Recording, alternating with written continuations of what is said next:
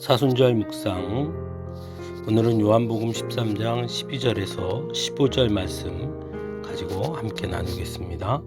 먼저 성경 봉독합니다. 예수께서 제자들의 발을 씻겨주신 뒤에 옷을 입으시고 식탁에 다시 앉으셔서 그들에게 말씀하셨다.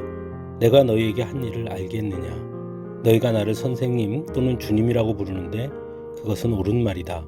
내가 사실로 그러하다. 주이며 선생인 내가 너희의 발을 씻겨 주었으니 너희도 서로 남의 발을 씻겨 주어야 한다. 내가 너희에게 한 것과 같이 너희도 서로 이렇게 하라고 내가 본을 보여준 것이다. 아멘. 세족식에 관한 기사는 사복음서 중 유일하게 요한복음에만 기록되어 있습니다. 요한복음의 기록에 의하면 마지막 만찬 전에 예수님은 제자들의 발을 씻겨 주십니다. 그리고 하신 말씀이 바로 오늘 본문의 말씀입니다. 예수님은 제자들의 발을 씻기기 위해서 겉옷까지 벗고 수건을 가져다가 허리에 두르신 후 내야에 물을 담아오는 수고를 아끼지 않습니다. 그리고 발을 씻긴 후에는 수건으로 닦아주시기까지 합니다. 즉 단순히 발만 씻긴 것이 아니라 그 이전의 준비 과정부터 모든 것을 손수 준비하신 것입니다. 유대인들의 풍습에 의하면 손님이 집에 들어오면 그 집의 종이 손님을 위해 해야 하는 수고를 주님께서 친히 하셨다는 것입니다. 그것은 곧 그만큼 그 손님을 귀한 손님으로 여긴다는 뜻이기도 하고, 또한 한편으로는 그만큼 그 앞에 자신을 낮추는 행동으로 오히려 내가 당신의 종입니다 라는 뜻을 내포하고 있다고 할 수 있습니다. 하지만 예수님은 너희가 나를 선생님 또는 주님이라고 부르는데 그것은 옳은 말이다. 내가 사실로 그러하다. 주이며 선생인 내가 너희의 발을 씻겨 주었으니 라고 말씀하시므로 예수님께서는 선생님으로서 주님으로서 그들의 발을 씻어 주셨음을 분명하게 말씀하고 있습니다. 다시 말해 종이 되어 발을 씻긴 것이 아니라 선생이지만 발을 씻겨 주신 것입니다. 즉 제자들이 높아서가 아니라는 것입니다.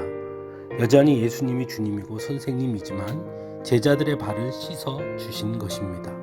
왜냐하면 그들을 사랑하시기 때문입니다.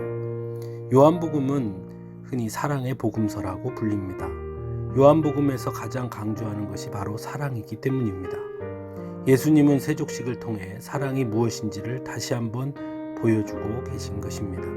즉 사랑은 세상의 신분의 질서를 뛰어넘는 것이라고 말씀하고 있는 것이죠. 선생님이지만 제자들의 발을 씻겨줄 수 있는 것, 그것이 바로 사랑이라는 것입니다.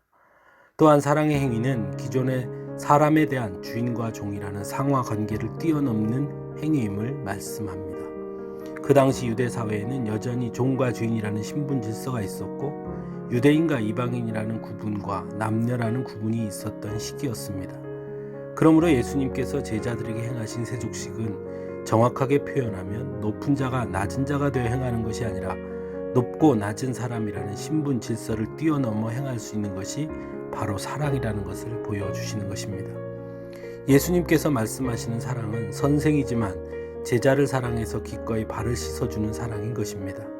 즉 예수님께서 말씀하시는 사랑은 힘 있는 자가 힘없는 자를 돕는 잠깐의 도움이나 불쌍히 여기는 행위가 아니라 기꺼이 그를 위해 무릎을 꿇고 발을 씻어주는 행위인 것입니다.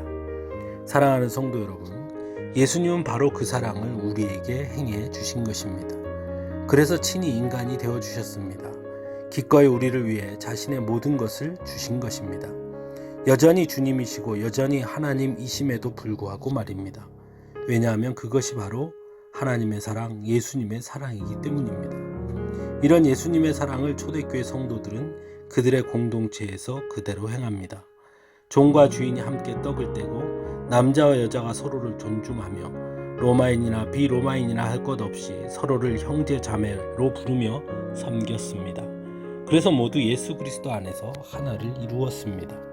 우리 역시 예수님께서 몸소 보여주신 세족식을 통해 예수님께서 말씀하시는 그 사랑을 더 깊이 묵상할 수 있어야겠습니다. 그리고 우리에게 주신 거룩한 공동체인 교회와 가정이 그 사랑 안에서 온전히 하나를 이룰 수 있도록 노력하고 기도해야 할 것입니다. 함께 기도하겠습니다.